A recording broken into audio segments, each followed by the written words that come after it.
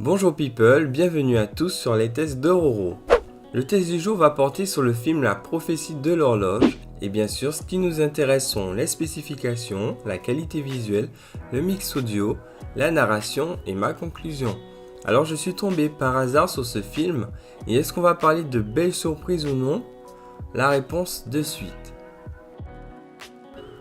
Dès les premières minutes, les visuels affichent une belle précision et puis on se dit espérons que tout le long du film soit du même acabit et ça ne rate pas.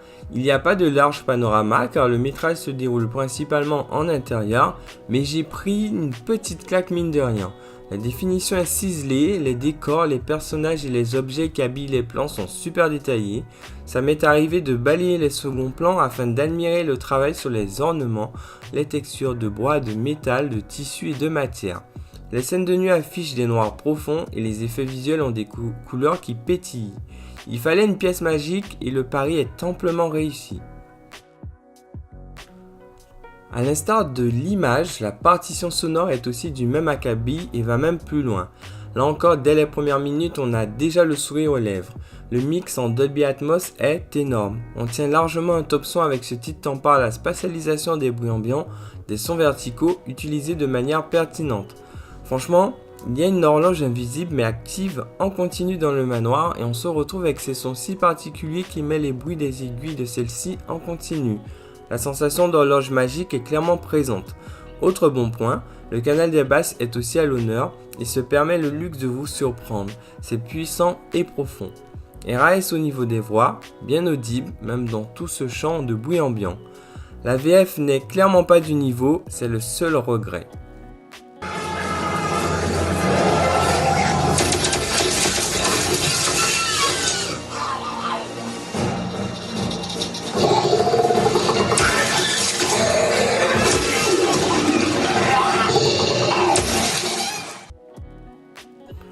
La prophétie de l'horloge est un film très agréable, qui plus est rempli de références.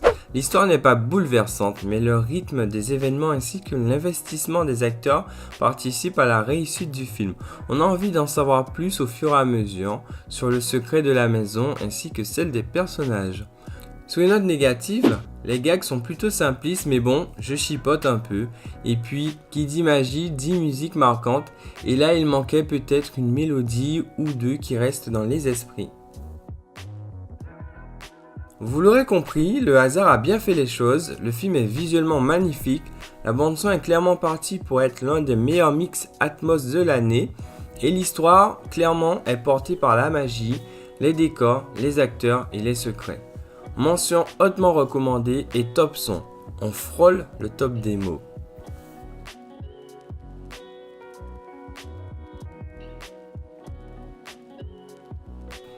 C'est tout pour mon test sur ce Blu-ray. Si le contenu vous a plu, n'hésitez pas à liker ou à vous abonner si ce n'est déjà fait ou à laisser votre avis sur ce test en commentaire.